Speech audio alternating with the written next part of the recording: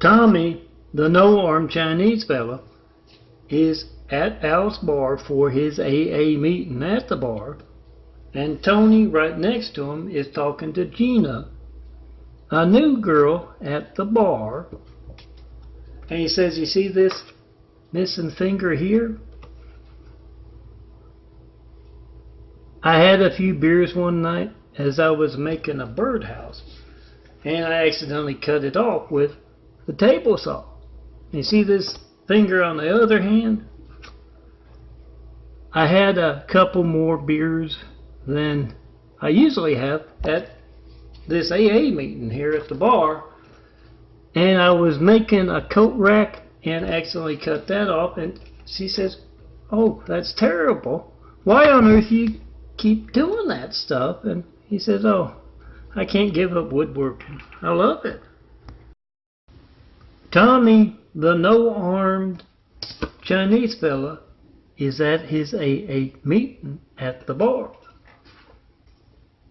Yeah, Amputees Anonymous. And Tony walks in. And Tommy says, "Tony, where were you last AA meeting at the bar?" And Tony says, I started another woodworking project." And Tommy looks at both hands and he says, "But you're not missing any new fingers." Yep.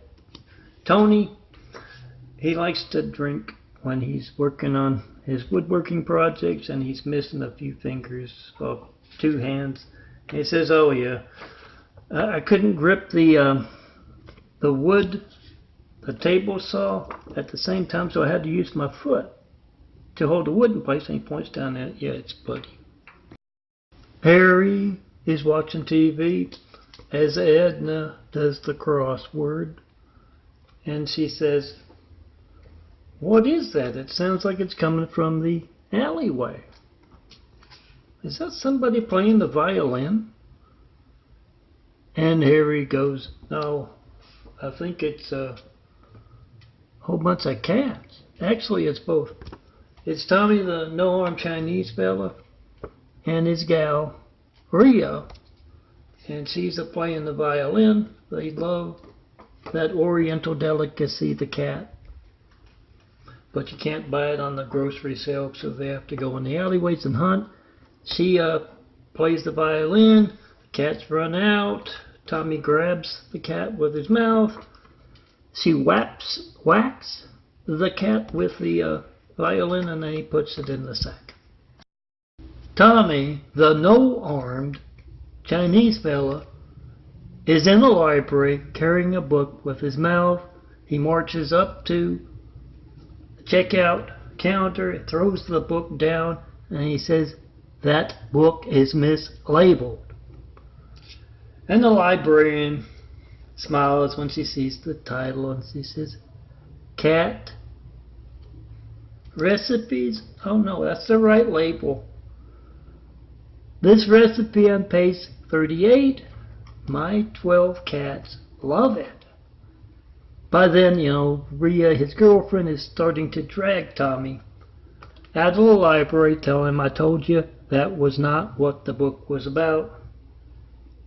But Tommy is no longer thinking about the cat book. He's calling back to the librarian. "Where do you live?" Yes, the Orientals love the cats and the dogs. Carl is working on his car, and he looks out from underneath, and he says, "Hey fella, can you give me a hand? I'm trying to put my starter in. I've got it in place, but I need those bolts over there." And Tommy, he walks over. He's on his way to the bar, but he walks over and he kicks off his loafer, picks up the bolts and drops them in Carl's hand. Then he finishes putting the starter in. He gets out and he says, "Oh, thanks, fella." And Tommy says, "Well, don't worry about it. I'm on my way to the bar for my AA meeting." He says, "You have an AA meeting at the bar? Can I go with?" And Tommy says, "Sure." Yeah, Carl is a recovering alcoholic, but not for long. Tommy, the no-armed Chinese fella, average worker, the unseen business manager of the streets of the unseen business. You know where my fiction leaves off. He's angry he can't watch the Stooges. He's going to have to work late. He's going to have to eat cold cat when he gets home. All because Wu saw something on the internet. You see, the Great Wall of Chinese Evil has lapdog generals, and one of them, a true American, made a video of him active in one way, shape, or another. And America's hijacked lifelines, me not getting a 9/11 flight 93 checking out for a decade of asking. So Tommy's going to have to erase stuff on the internet left and right, and good luck doing that, because yeah, true Americans are going to get truth worldwide via flash drives, internet, and all kinds of other ways. Tommy, the no-armed Chinese fella, overhears Al, the bartender, saying that if business gets any worse, he's going to have to close the bar. And Tommy doesn't like the sound of that, because he'd have to spend his evenings with Rhea instead of, down at the bar, at the AA meeting at the bar. Yeah, Amputees Anonymous. So Tommy, he gets a whole bunch of flyers together, and he finds out where they're having those AA meetings all over the city, and he hands out the flyer. Come have your AA meeting at Al's bar. And it turns out those new AA members are really good drinkers. So Al's business is booming. Rhea is angry. She is driving. And every time Tommy says a word, she snaps at him. She tells him she's never been so embarrassed in her life. The zookeeper called her down to the zoo. Yes, Tommy had a big sack. Yes, the Orientals love the cats and the dogs, known not as pets, as dinner. And Tommy's been going after the alley cats for a long time. But now he's got his sights on the big cats, lions. And the zookeeper said he ran right up that tree, he was told. And they say he was missing the arms before that, but he wanted Rhea to sign saying, yeah, we know we're not supposed to climb into the lion cage. Tommy is a no-armed Chinese fella. Lost both arms, being blindly obedient.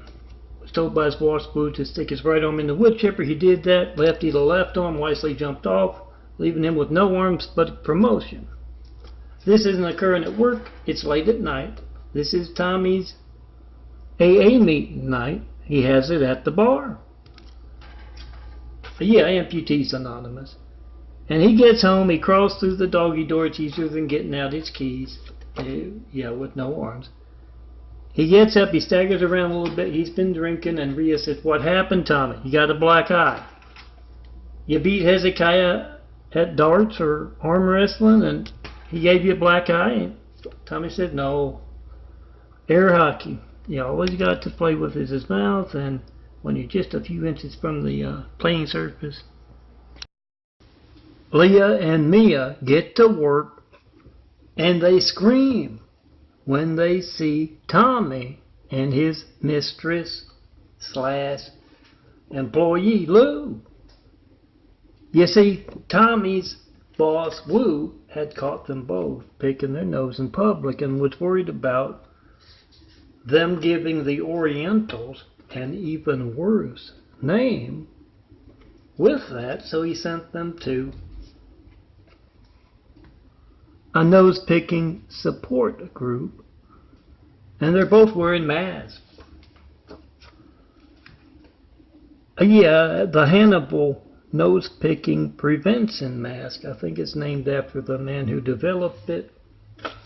It covers the face and got a little lock in the back, and yeah, it scared those Aaliyah and Mia, so they screamed. Tommy is a no-armed Chinese fella. How'd he get to be missing both arms? His boss, Boo, told him to stick his right arm into a wood chipper. He did that. Lefty, the left arm, wisely jumped off, leaving him with no arms. But it was a test of loyalty, so he is bossing a whole lot of folks around on the streets. Leah is one of those folks, and she's gotten back from lunch early, and she hears Tommy in his office with Lou. Lou's the Oriental nose picker. Well, just about all of them are Oriental nose pickers, but she's in there with Tommy, and Tommy says, "Oh, that's great, Lou. You know just how to do that. That's perfect." And, "Oh, yes. Oh, yeah, that's great." She bursts in. She says, "Hey, if you don't stop what you're doing right now, I'm going to tell Rhea." And she looks over, and Lou's picking Tommy's nose, and she says, "Oh, never mind. As long as you don't order me to do that." Tommy is the no-arm Chinese fella. My fun cartoon. I'm Melton. Lost both his arms in the wood chipper incident. Was told by his boss he would stick his right arm into a wood chipper. He did that. Lefty, the left arm, wisely jumped off. Or fun fiction. Tommy got a promotion for being blindly obedient. He is on a pier, and he is telling a whole lot of folks what to do, how to do it. It's a politically correct rally. And yes, a big gust of wind comes up, and he's fairly light, Oriental. He gets pushed out into the ocean, and yeah, they try to get him, but he gets swept out to sea, and the Coast Guard has to pick him up. Remember, if your politically correct group can't make a video of your hijack, call to me. It isn't one. Tommy is the no-arm Chinese fella. Lost both his arms in a wood chipper incident. His boss, Wu, told him to stick his right arm into the wood chipper, and he did that. And Lefty, the left arm, wisely jumped off, got him a promotion, but yeah, now he's missing both arms. Anyway, Tommy has gotten home on his unicycle. And Rhea's not there, so he turns on the Three Stooges, and after a while he looks over and he sees this really big mallet by the phone. So he goes over, he knocks the receiver off the hook, he dials up Rhea and says, "Rhea, why is there a really big mallet here?" And she says, "I don't know. What would I need with a big mallet?" And he says, "What would I need with a big mallet? I don't have any arms." And then he looks over just in time to see Lefty lift that big mallet up, bonk him on the head, and yes, the bump rises. Lefty's still sore. For those of you who don't know, Tommy, the no-arm Chinese fella, is cheating on Rhea with Lou, the Oriental, female Oriental nose picker. Yes, I know they all do that, but Lou does it particularly well. That's why Tommy and Lou are in a motel lobby checking in, and the clerk says, "Oh no, she's not going to sign. Last time she left boogers all over my stuff." And Tommy says, "Well, I'll sign." And the astonished clerk watches Tommy kick off a loafer, reach up for that pen behind his ear, sign, pay, and then the guy says, "Hey, you left boogers all over this." And he says, "I'm sorry, I was just picking my nose with my toe." Tommy is the no-arm Chinese fella. Was told by his boss Wu to stick his right arm into a wood chipper. He did that. And Lefty, the left arm, wisely jumped off, leaving Tommy with no arms, but a promotion. He's a manager of the streets. And he is explaining to Rhea, his girlfriend / wife, that Wu wants to see him early tomorrow morning. It could mean a big promotion. So he's going to have to get up early and go in. And Lefty is taking a cat nap under the couch, and he hears that, and yes, he's stowing away in Tommy's backpack on that unicycle with some duct tape and a do not disturb sign for his office. He duct tapes him to the chair because he fell asleep once he got to work. And yeah, Rhea's going to be mad as well because he didn't get a Valentine's Day. Tommy is the no-armed Chinese fella. Was told by his boss Wu to stick his right arm into a wood chipper. He did that. And Lefty, the left arm, wisely jumped off, leaving him with no arms but promotion. He's a manager of the streets, the unseen business now. But it's his day off, and he's getting ready for the big Stooge marathon. Got the popcorn, got the cola. And he looks up and he sees Lefty holding a roll of toilet paper on top of the refrigerator. And he says, "Stupid left arm. You can't wipe your butt." Well, he's got news for him. Neither can he. And as Tommy is laughing, he flies off and wraps him up. By the time Rhea gets home, he's stumbling around. She says, "Why aren't you watching your Stooge marathon?" Instead playing mummy. So Al was worried about his bar because business was kind of down. And Tommy, he saved the day by handing out a whole bunch of flyers. Tommy is the no-armed Chinese fella. And he has his AA meeting, Amputees Anonymous, at the bar there with Al. So he went around to all the other AA meetings in the town, handed out those flyers saying, "Al's is a great bar to have your AA meeting at." And this woman has come in, tearfully taken her husband out. He's drunk as a skunk. And she says, "You guys with the AA meeting at the bar, you're terrible. You're just terrible." And Hezekiah said, "What's her problem?" And Tommy says, I guess she just doesn't like amputees." Tommy is rushing Gladys, a little old lady, neighbor of his. "Hurry, hurry, the cat, Ham, is burning." And, he crawls in through the doggy door, and Gladys opens the door up and goes in and gets the ham out of the oven. She gets back and tells Henry all about it. "Oh, I had to. Last time she went out of town,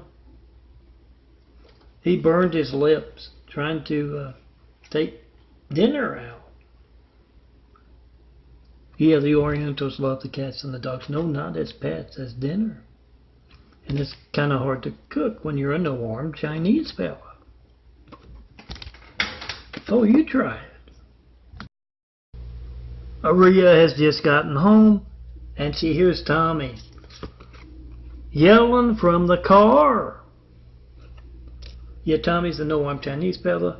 Was told by his boss Wu to stick his right arm into a wood chipper. He did that. And Lefty, the left arm, wisely jumped off. He is yelling and screaming, tearing things up, picking things over, stomping around. As he says, "Tommy, what's wrong?" And Tommy says, "That traitor left arm bought a big crate of hand cream. Charged it to me." And Rhea says, "Well, Tommy, I bought the hand cream." And he calms down. Yeah, later on, she'll put that hand cream underneath that couch where Lefty is. He needs it. He's hand modeled now. Tommy is the no-armed Chinese fella. And he's on his way to work and he sees a taco truck. He can't resist tacos, so he parks his unicycle, gets in line, and who should show up but the bully? Steps in front of him in line. And Tommy says, "Hey, fella, you can't do that." And he turns around and it's the bully.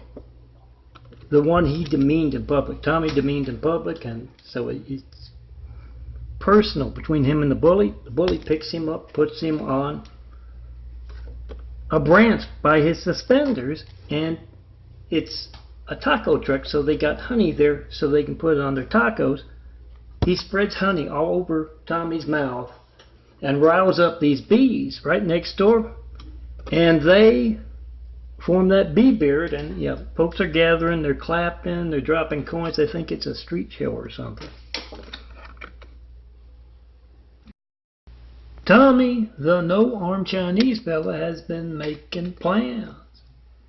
He has stuck that right arm in the wood chipper because he was told to. Lefty, the left arm, jumped off, leaving him with no arms but a promotion on the streets in the unseen business.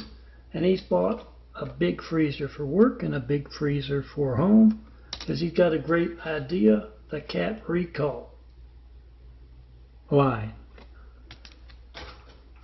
Yeah, the Orientals love the cats and the dogs, no doubt as pets, as dinner, but you can't exactly buy that stuff on the shelves. So he's got his workers. He has been known to use his position to get cat. Got his workers calling up, cat owners and telling them, does it purr? Does it meow? It's defective. Come, bring it in. We'll give you a cat's voucher. Tommy is the no-arm Chinese fella. Was told by his boss Wu to stick his right arm into a wood chipper, and he did that. And Lefty, the left arm, wisely jumped off, leaving Tommy with no arms but a promotion. He's bossing a whole lot of folks around. He's late for work, and he's angry because he woke up and his unicycle tire was flat. No, he doesn't need a bicycle. And Rhea, his lazy girlfriend, would not get out of bed and drive him, so he had to drive himself, and it hurts his teeth to drive because that's all he's got to drive with. He gets out of the car at work, and these two guys say, that's a nice car. It's a new one he just bought. And he said, it should be nice. Cost me an arm and a leg. And they thought that was hilarious, and Tommy couldn't figure it out. Rhea would have to explain later on. Tommy, the no-arm Chinese fella, is at his AA meeting at the bar. And, yes, Amputees Anonymous. And Tony, a new one-legged member, is telling how he lost, his leg. He's also telling how after he lost his leg, he got really drunk at a bar, and a hot blonde, way out of his league, walked up to him and picked him up.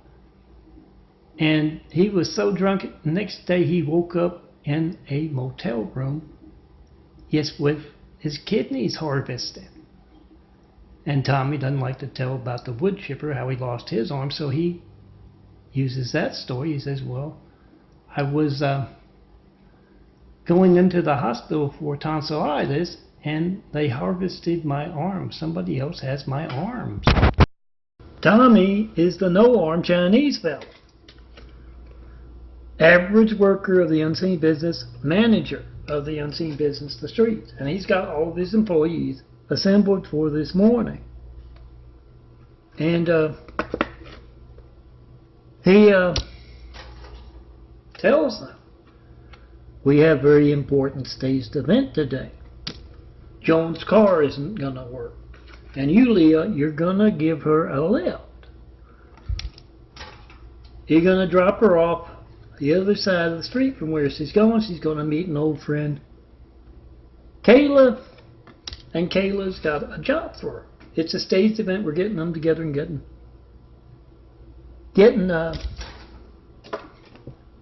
Joan a new job. And Leah says, well, how do we know that her car is not going to start? And Ching comes in covered with grease. He says, it's not going to start, boss. Lou is the female Oriental nose picker that Tommy's cheating on Rhea with. And she also works for him now. And Wu, Tommy's boss, Tommy's the no-arm Chinese fellow, he has stopped by and seen Lou picking her nose. And he says, I too am Oriental, but I resist that urge to pick my nose in public because I don't want others to think that we all do that. Come with me. And he takes her into Tommy's office, and yes, he's got his loafer off and he's got that toe up his nose. So yes, both he and Lou have to go to nose picker support group. This is my Tommy from last night, and I'm going to mute and play because my tummy got altered a little bit.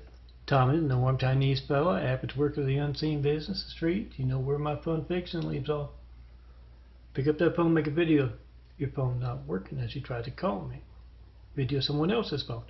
Anyway, Tommy's going to have to eat cold cat when he gets home. He's got to work late. He can't watch the Stooges at work because Wu saw one of the Great Wall of Evil, Chinese evils, lapdog generals of the U.S.